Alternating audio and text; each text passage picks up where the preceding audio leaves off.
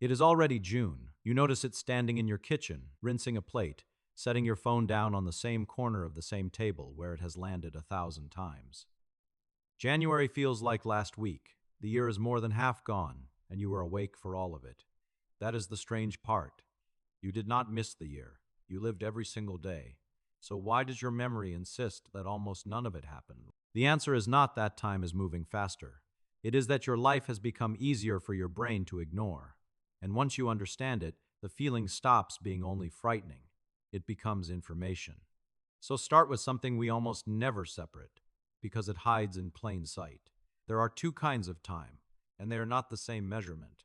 In ordinary life, a clock treats every hour as identical. It measures duration from the outside.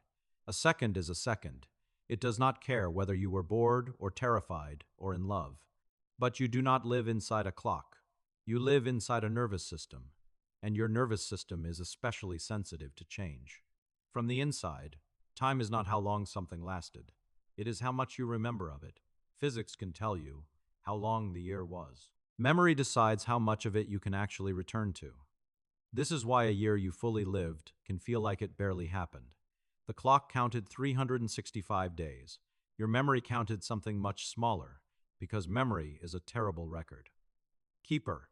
It does not save your life evenly, second by second. It keeps what was new, what surprised it, what broke the pattern, and it lets nearly everything else dissolve. When you look back across a year, you are not counting the days. You are counting the moments your mind decided were worth keeping. A predictable life simply hands it fewer to keep. And the clock is not lying. The year was exactly as long as every other year. What changed was the amount of internal change your mind had left over to reconstruct it with. Psychologists sometimes call this retrospective time perception.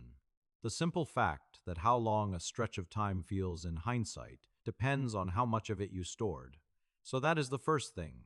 Time splits in two. Now the second thing, which is what your brain is doing all day while that split happens. It predicts, constantly, a half second ahead and a decade ahead at once. When you reach for a cup, your mind has already guessed its weight before your fingers close. When you walk into your own dark kitchen, your hip knows where the counter ends. One way researchers describe this is that the brain behaves less like a camera recording the world, and more like a machine making constant bets about what comes next, then quietly checking whether it was right. That is not a flaw. It lets you move through a familiar day without exhausting yourself on every detail. But it has a cost, and the cost is paid in memory. When the world behaves exactly as the brain predicted, there may be far less reason to record the moment vividly. Nothing was learned. The bet paid out, the cup was where it should be, and the moment slips through you without leaving much of a mark. You lived it. You did not store it. A month can disappear not because nothing happened, but because everything happened exactly the way your brain expected. You can feel this in your own past without any of the theory. Think of a stretch when everything changed at once. A move to a new city where even buying groceries took real attention. The first weeks of a job, when the walk from the door to your desk required focus, and the new name sat heavy and uncertain in your mouth. Those weeks feel enormous now. A single month stretches like a season. Not because you were happier, because almost nothing was predictable. So almost everything got recorded. Now the opposite. A stretch that felt fine while you were in it. Comfortable even. But which is now just a blur. You did not live a dramatic day. You lived a tab-switching day lost to email, leftovers, and 3 windows you opened without remembering why. And somehow those are the easiest ones to lose. You remember replying to messages, but not what room you were in when you did it. You know the day happened. You can list what must have filled it. But it has no edges. Your mind kept the summary and threw away the rest, and the summary takes almost no room, so the time feels weightless. Same number of days, wildly different lengths in the mind. But this creates a stranger problem, a paradox most people have felt without ever naming. A boring afternoon can feel endless while you are inside it, and then almost vanish when you look back on it. You have lived this, the slow meeting that would not end, the long wait in a beige room with nothing to read. While it was happening, every minute dragged, and yet a week later you can barely prove it occurred. How can the same stretch of time be both unbearably slow and instantly forgotten? Because you are running 2 clocks. One measures the moment you are living right now. The other measures the memory you reconstruct later, when you are bored. The first clock crawls, because you have nothing to do but notice time passing, and noticing time passing makes it feel slow. But boredom is also predictable. Nothing new is happening, so the second clock records almost nothing. And when you reach for that afternoon in memory, there is barely anything there to give it length. Slow to live, short to remember. The two clocks do not agree, and most of the confusion people feel about time comes from mistaking one for the other. This also reframes the oldest explanation of all, the one everyone reaches for first. Time speeds up as you get older. That feeling is real, but the number of birthdays is probably not the cause. Children are simply surrounded by things they cannot yet predict. The taste of something bitter, the rules of a game, the meaning of a word, the first time they were humiliated in front of other people. A child has not finished learning the world, so a child keeps colliding with the unexpected, and the unexpected is one of the things the mind is most likely to record. A single childhood summer becomes a vast country in memory, because the child had more change, not more time. And what we lose as we age is our exposure to the unpredicted. We get good at our lives. We learn the route, so we stop seeing it. We learn the job, so it stops surprising us. We know the people closest to us so well we can finish their arguments before they start. None of that is a failure. It is what competence looks like. But competence and memory pull in opposite directions, and the smoother a life runs, the faster it seems to drain. This is where the advice usually gets cruel, because it takes this idea and turns it into an accusation. If your years feel short, you wasted them. A predictable life is a small life. You should be ashamed of comfort. That is wrong, and it is worth saying plainly. For most of human history, predictability was the thing people prayed for. A stable, repeating, safe stretch of days is usually just the shape of a life that is no longer in crisis. The blur is sometimes the texture of peace. You do not have to detonate your life to feel it again, and anyone who tells you otherwise is selling something. So let that breathe for a second. You are not behind. You are not failing. The fact that this year went quietly is not evidence that you did it wrong. It is evidence that your life got easier, and an easier life is harder to remember. And here is the part the panic always skips. Most of your life will not happen during dramatic change. It will happen in repeated rooms, repeated conversations, repeated meals, repeated routes. If repetition automatically meant emptiness, then most of life would be empty, but it isn't. The problem is that the brain starts treating repeated as if it means irrelevant, and quietly stops paying attention to the place where most of your actual living happens. Routine is not empty, it is just under-recorded. So the real question is not how to escape your stable life, but whether you can keep the safety and still remember it. And before the answer, one honest limit. This is not the whole story. Trauma, depression, anxiety, and chronic stress can distort time in ways this simple model does not explain. So treat what follows as small experiments, not a cure and not a verdict. The first thing that helps is smaller than you would expect. Novelty does not have to be large to land.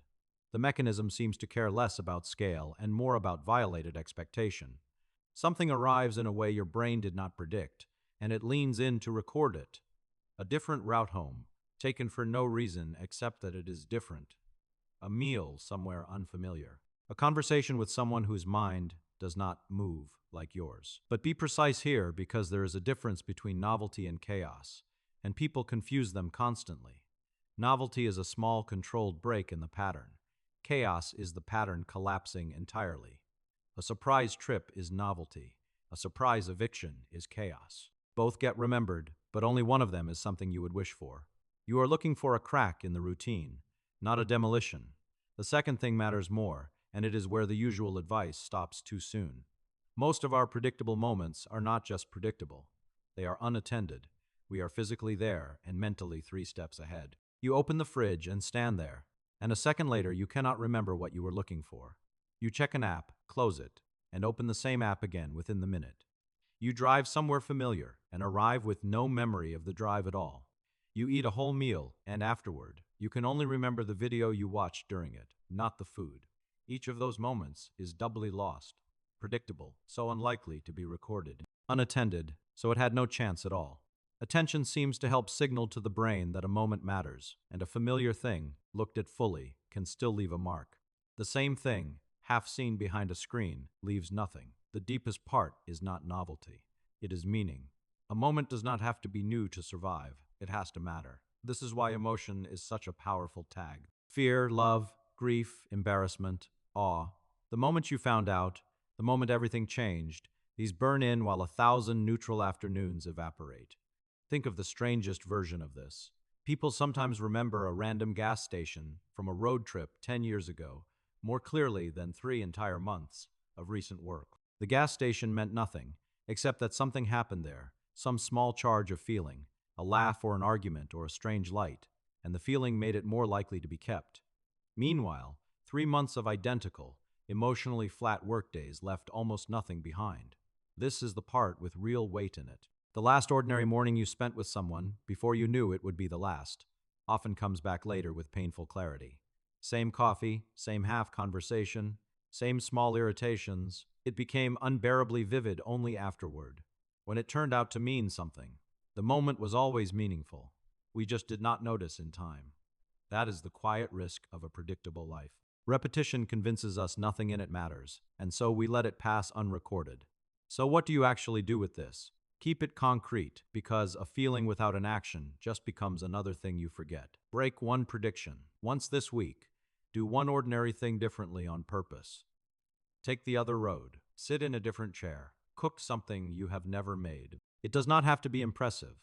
It only has to be unexpected enough that your brain stops coasting and starts watching again. Remove one distraction. Pick a single routine task and do it with the audio off and the screen away. Eat one meal without watching anything. Take one walk without earphones. Give your mind nothing to hide behind, and notice how much was actually happening in the moments you usually pave over. Ask one real question. Of someone you think you already know completely, ask something you genuinely do not know the answer to, and then do the hard part, which is to actually listen. Familiar people are full of unrecorded territory. You stopped exploring it because you assumed it was already mapped. And make one memory marker. At the end of the week, ask yourself one thing. What happened this week that was not just a repeat of last week? If the answer comes easily, good. If the answer is nothing, do not panic and do not turn it into shame. Take it as information and add one small thing next week worth keeping. That is the whole practice. One break, one silence, one question, one marker. None of it asks you to change your life. It only asks you to stop sleeping through it, because here is what is actually at stake, and it is not the calendar. When people say they want more time, they almost never mean they want the year to have technically been longer. They mean they want to have been there for it. The tragedy was never routine. The tragedy is unwitnessed routine. So the next time you feel that small vertigo, standing somewhere ordinary, realizing how much of the year has slipped past while you were looking elsewhere, do not explain it away. And when your hand is on the dish or the door or the phone on the table, where it always lands, stay one extra second, not because it will slow anything down. It won't.